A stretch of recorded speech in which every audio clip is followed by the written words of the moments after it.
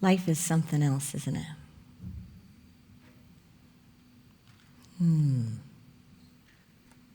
Life is something else.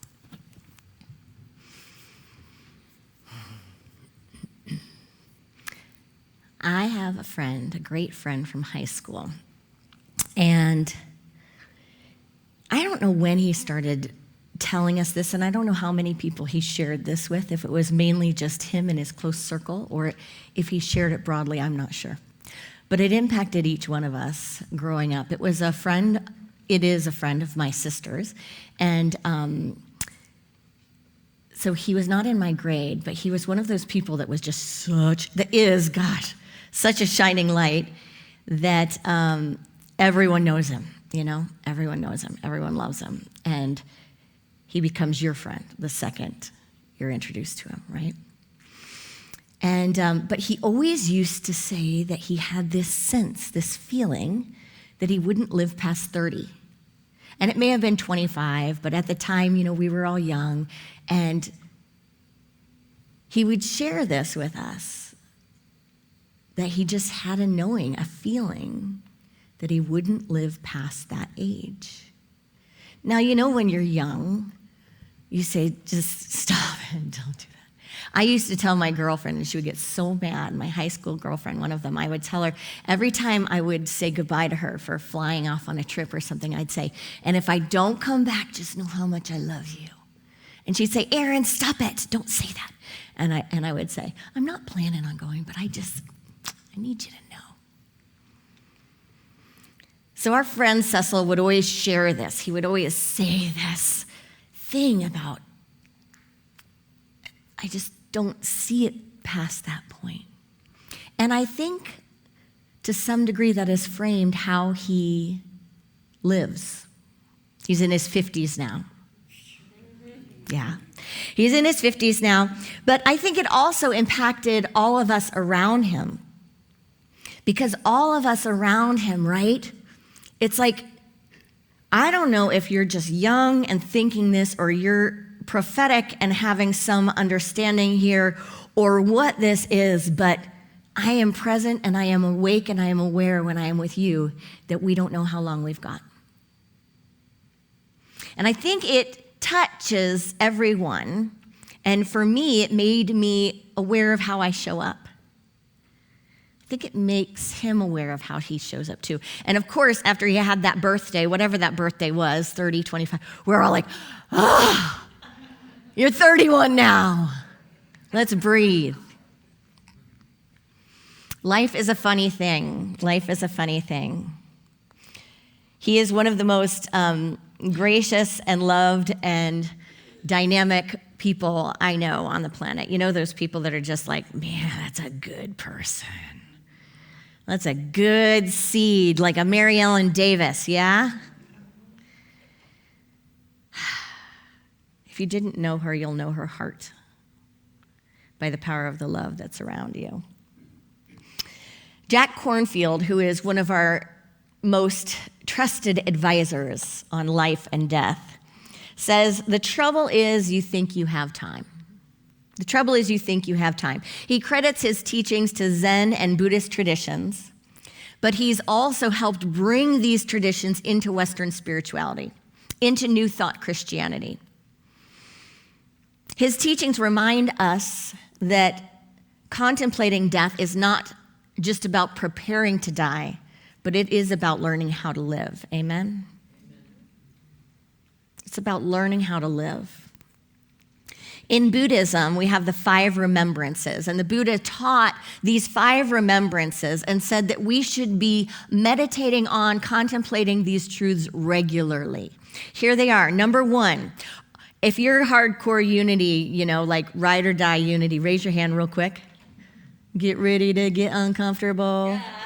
This is not a Buddhist service, but we do dive into spiritual traditions that give us wisdom and expansion, yeah? Number 1, so get uncomfortable. I am of the nature to grow old. We'll unitize that. Take out the I am, we don't attach that to things, right? We are eternal, all of that. But Is there anyone that is not in the physical form getting older? And if you're new to Unity, you know this is just kind of funny because we don't attach our I am to anything of lack, anything but spirit and source. And you know that we teach that age is a state of mind and a state of consciousness. Are you ready for the next one? Of the nature to become ill. Unity's sacrilege. We teach, as Myrtle Fillmore taught, I am a child of God, therefore I do not inherit disease. But would you raise your hand if you've never, ever gotten ill? Please. Come on up. Never gotten sick? Have no plans, have no plans to become ill. That would be all of us. But anyone that thinks they're going to get out of this earth suit and this human journey without ever having the experience of becoming ill. Okay. We're blending here. East meets west. I am of the nature to die. Now, I am as Fillmorian as it gets, and I read popular science magazines, so I love reading the articles about consciousness and how we're non-local and all of these things. And in truth, I teach and I believe that we will not die. But has anyone yet experienced a friend or known of anyone on the planet who has not relinquished their earth suit at their time of completion? Okay. So we're okay so far? Okay. I call it an earth suit, and then when you're out of your earth suit, I call it your freedom form. In Unity, we teach that death and rebirth, death and birth, are just part of life. Life itself has no opposite. But the opposite of death is birth. We can have died already in this earth suit. Yeah? We could walk around without life, even when we're in a body, even when we're in form. But we teach in Unity that life is eternal. Number 4, Buddhism is so hardcore. And it is so amazing as well. Everything and everyone I love will change, and I will be separated from them.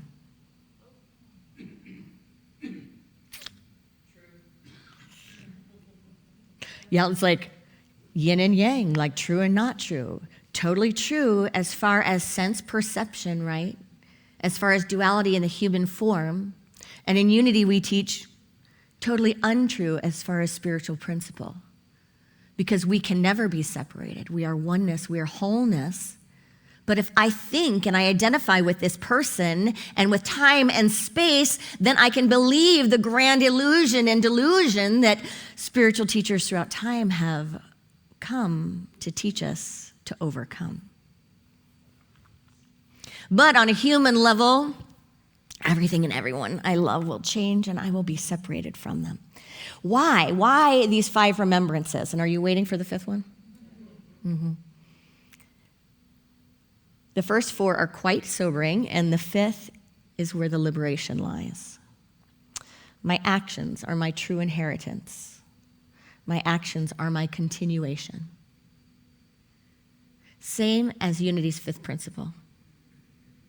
Knowing these truths is not enough, but it is acting on them and bringing life to them that matters. Is there anyone who hasn't been impacted by, and when I say impacted by, I mean that you have someone that lives on in you, through you, as you, with you, even though their physical form is gone? Anyone who has not? I rest my case. We don't keep our possessions, we don't keep our labels, we don't keep our titles.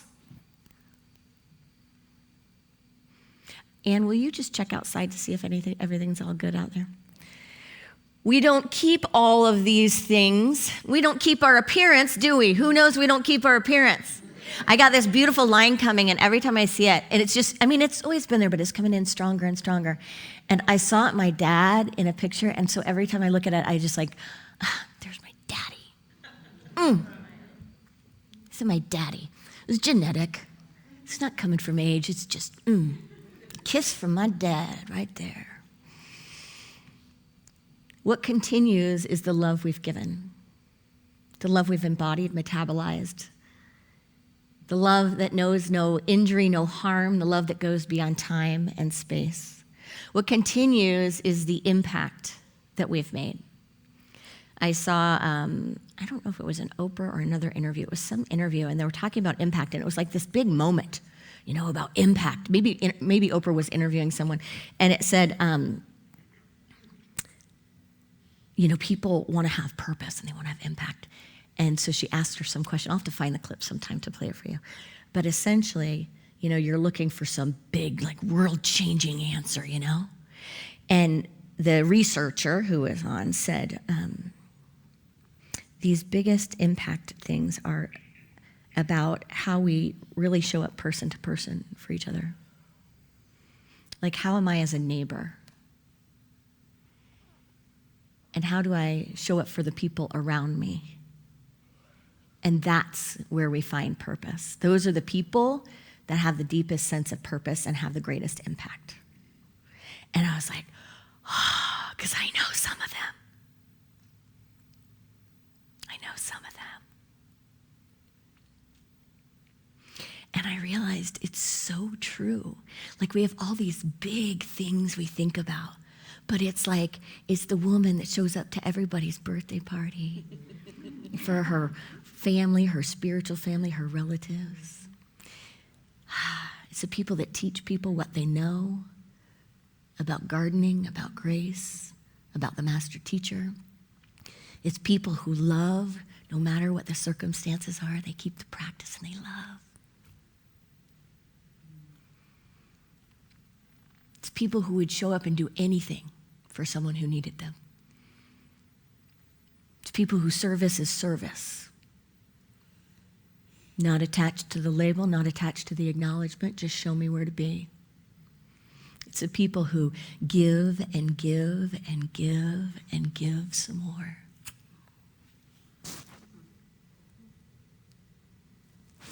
I love you. I love you. We tend to think that impact and purpose has to sing from the rooftops, it has to shine in a magazine, it has to be on the front cover. But it's door to door, heart to heart, soul to soul, isn't it? Tara Brach, the author, reframes death, contemplation, not as morbidity, but as awakening. As awakening. And she talks about the trance of assuming we have unlimited time. One of her prayers from the book, The Four Remembrances, may death be an advisor.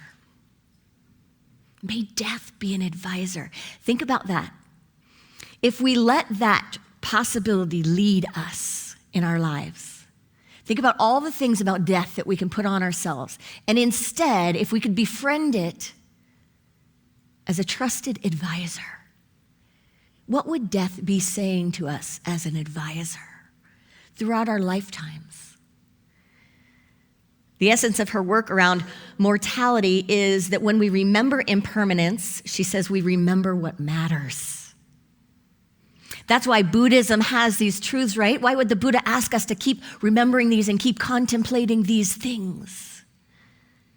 And in New Thought, sometimes we can go astray if we stay so much in the absolute realm. Everything's always whole and complete and perfect and okay and good and this and that. What can the ego do with that? The ego can fall asleep. The ego can go, well, then I don't need to do my forgiveness work because you're already forgiven. But you know what? Someone needs to hear it, right? Someone needs to feel it. Someone needs to know and to be touched. We can close our eyes and do the forgiveness work by just saying my soul and your soul knows. Or we could remind each other that we can do this, that this is life living itself. That there's not a problem here. There's not a problem here. We have death all around us. I was listening to one spiritual teacher that is very New Thought and Unity minded, and in ways that, sometimes challenge me. I'm not always so absolute, And there was a clip of him saying something, another interview, and saying something like about trusting the timing and everything in your life, trusting that every single thing in your life is for you. Now, I certainly believe that we stand on that principle in the present moment and we say, let it be done through me. This is the truth. I will take this and use it for good, right? But do I ascribe to the idea that everything that happens in a moment is like constructed for me? I don't know. And he said you have a choice in life. You have a choice because you either take everything and it's happening to you, or you can question everything, So either every death is divinely on time, or none of them are.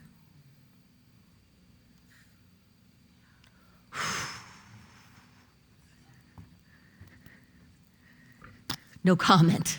I'll just leave you with that. That's what we do in Unity. We give you something to chew on. Stephen Levine, the kind of death master, has a book called A Year to Live.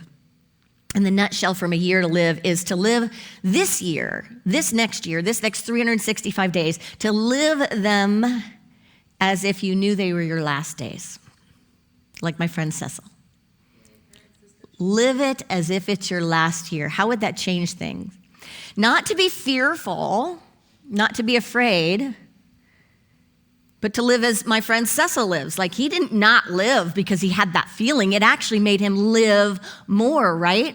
I think it makes him come alive more in each moment. The core question then becomes, how do we do this in a spiritual practice?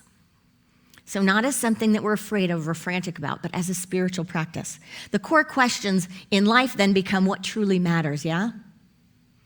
Take a moment and breathe that in. What truly matters? How often can we go down the road of what doesn't matter? The human condition, we do it all the time. I mean, what percentage of your time is spent in what doesn't matter? Think about it. Just give yourself a calculation, compute. Bring it with us. Bring our awareness to that. How much time am I spending on what truly doesn't matter? And focus on what matters. What am I postponing? Who do I need to forgive? Where am I withholding love? What would I regret not expressing or not experiencing?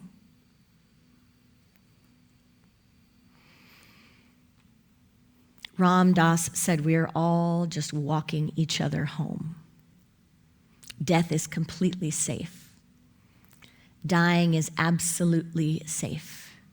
It's like taking off a tight shoe. Ram Dass viewed death as the transition in consciousness, which is what we teach in Unity.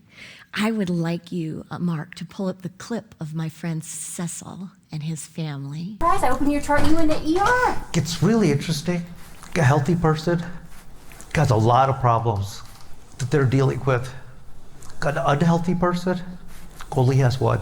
For Cecil Puvathingal, that problem can be explained in 3 letters. A, Does it hurt to the touch? L, Doing this. S. My caretaker does a lot of this. Yeah, that's unique. A terminal neuromuscular disease that over time takes away the abilities to move, swallow, even breathe. Cecil was diagnosed in July of 2025 when his wife Grace was 4 months pregnant. In that split second, it was just like, what's going to happen next? What came next was this: a wheelchair, Put his rent on charge. a non-invasive ventilator,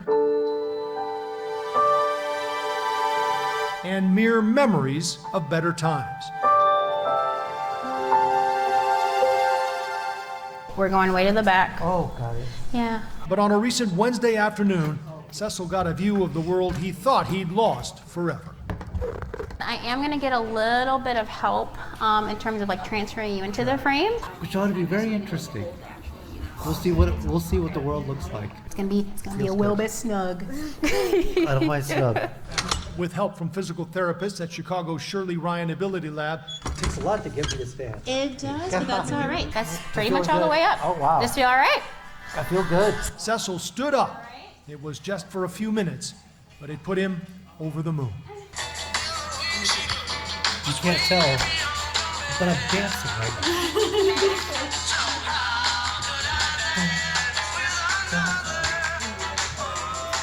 You know what? I'm a lot taller than I used to be. It feels great. I feel 10 feet tall. Another great song by the Kings. I'm so good and I'm so fine. Cecil himself is a dynamic guy, right? Like he came into this and was like, I'm gonna keep fighting, and what tools can I get? Here's this one. Dr. John Coleman knows Cecil is a big baseball fan, and the analogy isn't lost on him. My responsibility as his physician and his friend is to make sure that I'm thinking one step ahead so that he can keep playing the game for as long as he can, right? And be successful, right? Should we try to Velcro it? Not just be part of the game sitting on the bench, but actually in the game and living life. But how do you stay in the game with a curveball like this? You know, the stuff that I'm going through, it ain't easy. I'll be very frank. Every day you can wake up, find a reason to be happy, find blessings in your life, and know that there's still a lot of good out there. What gets me through the day? This one, honestly, just waking up and just seeing he's here and just keep going. I think our biggest thing is faith and our baby. We keep praying. I just got this pesky little disease just getting in the way of some things, but not everything. How's that for a soundbite? That's one of our best friends, Cecil. And he is here in his earth suit. And I'm holding miracles. I'm holding the unity space. I'm holding the highest and best. And I'm also holding the space of gratitude. I am grateful for every day past 30. I am grateful that he has created a tribe bigger than any tribe in his high school years. He has created a tribe that is a congregation of Cecil. And you can see from this video, you can see his heart and what he brought to each moment and what he brings to each one of us. And you can see that death will not stop him. I can see that death will not stop him. That doesn't mean this isn't one of the hardest things people go through. He was late to find love, and they struggled to have a family. And then finally, the blessing came. And we have all been so, so, so happy for him. And with that blessing, 4 months in, came this news. 4 months pregnant. We didn't know if he would still be here holding that baby. But I am grateful, so grateful, that in his last year, if it is, his last year in his earth suit, and that's the unity side of me, I am so grateful that he met the love of his life, and she happens to be a nurse. I am grateful that he has a beautiful baby girl that he has held in his arms and is holding in his arms right now. And I am grateful that he is a living legacy, living his love right here and right now. We are likely all going to die in the earth suit. the earth suit itself is going to die. But we live on. We have a few freedom form. So let us let that light shine as radiantly as possible and live every moment on purpose, in forgiveness, in love, in grace, in peace. Namaste.